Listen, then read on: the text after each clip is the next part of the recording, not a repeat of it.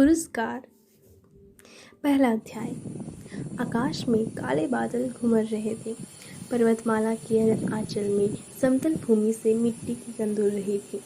रथों, हाथियों और भीड़ के मध्य महाराज की सवारी बढ़ रही थी। बाजे बजने लगे और कुमारियों ने फूलों की वर्षा की। कौशल का ये उत्सव प्रसिद्ध था। एक दिन के लिए महाराज किसान बन इंद्रदेव की पूजा कर हल जोतते थे। दूसरे राज्य के युवक राजकुमार उत्सव में भाग लेते थे। इस बार मगध का राजकुमार अरुण भी अपने रथ पर बैठा उत्सव देख रहा था। बीजों का थाल लिए खेत की मालकिन कुमारी मधुलिका महाराज के साथ थी।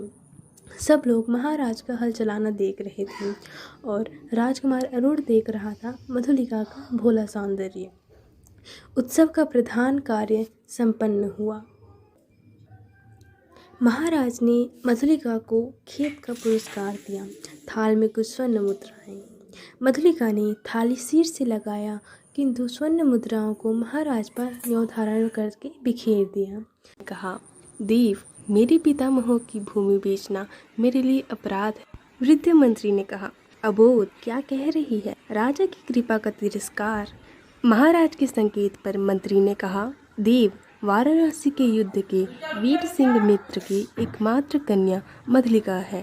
नियम के अनुसार हम उसे भूमि का चौगुना मूल्य दे रहे हैं। महाराज चुप रहे। सभा विसर्जित हुई। सब अपने अपने शिविर लौट गए। मधुलिका वृक्ष की छाया में अनमनी चुपचाप बैठी रही। रात्रि उत्सव में अरुण ने भाग न लिया। उसकी आंखों में नींद ना थी।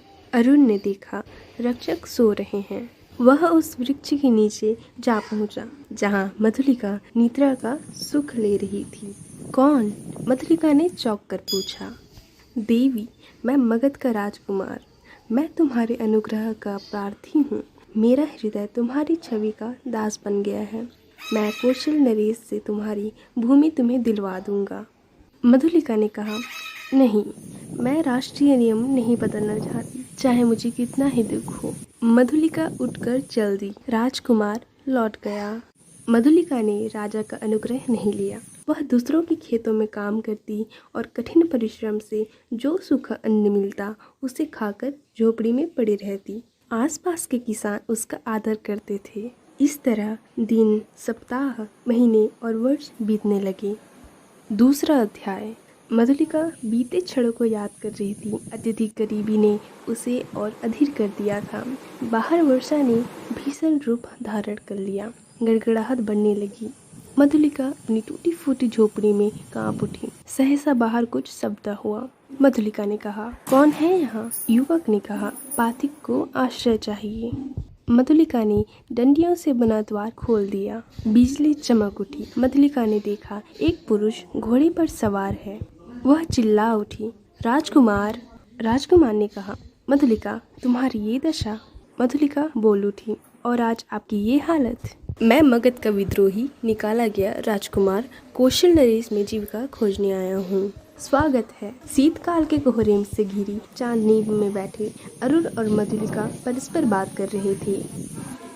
इतनी गरीबी में इतने सैनिक साथ रखने की क्या आवश्यकता है? मैं बहुबल से नया राज्य बनाऊंगा। ओह, तो तुम्हारा उत्साह कम नहीं हुआ। तुम्हारी इच्छा हो तो मैं प्राणों की बाजी लगाकर तुम्हें कौशल के सिंहासन पर अपनी रानी के रूप में बैठा दूं। मधुलिका कांप उठी। क्या? यह सत्य है मधुलिका।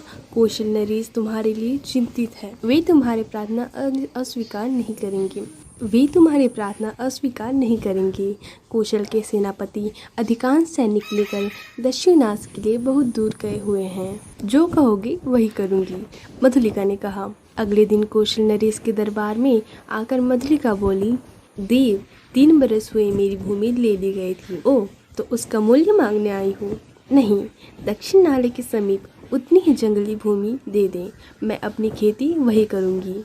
वह भूमि ऊबड़ खाबड़ है, परंतु दूर के समीप होने से सैनिक महत्व रखती है। तो मैं लौट जाऊँ? सिंह मित्र की कन्या, तुम निराश नहीं लौटोगी। मैं मंत्री को पत्र देने का आदेश देता हूँ। जय हो देव, कहती हुई मधुलिका राज मंदिर से बाहर आई। दुर्ग की दक्षिणी नाले पर झाड़ियाँ काटकर मधुलिका का खेत बन रहा था। अरुण के आदमी वहाँ स्वतंत्र घूमते। एक दिन अरुण ने कहा, आज रात की तीसरे पहर मेरी विजय यात्रा होगी। मैं कौशल का राजा बनूंगा। आज रात झोपड़ी में बिताओ, कल से तो राज मंदिर में तुम्हारा निवास। मधुलिका उठ खड़ी हुई, झोपड़ी की ओर बढ़ती हुई सोचने लगी। मगध कौशल का शत्रु है। शत्रु की विजय? नरेश ने क्या कहा था? ये वीर सिंह मित्र की कन्या है। नहीं नहीं, वह पुकार उठी। रात का पहला पहर बीत चुका था। वह राह पर खड़ी थी। लगभग 100 अश्वरोही चले आ रहे थे। आगे आगे सेनापति थे। वे बोले, कौन है तू? मैं अपराधी हूँ, मुझे पकड़ लो। क्या है? साफ पता। आज रात श्रावस्ती दुर्ग पर दक्षिणी माले के पास से आक्रमण होगा। किला शत्रुओं के हाथ होगा। क्या कह रही है तू? सेनापति ने चौंक कर कहा। मैं सत्य कह रही हूँ।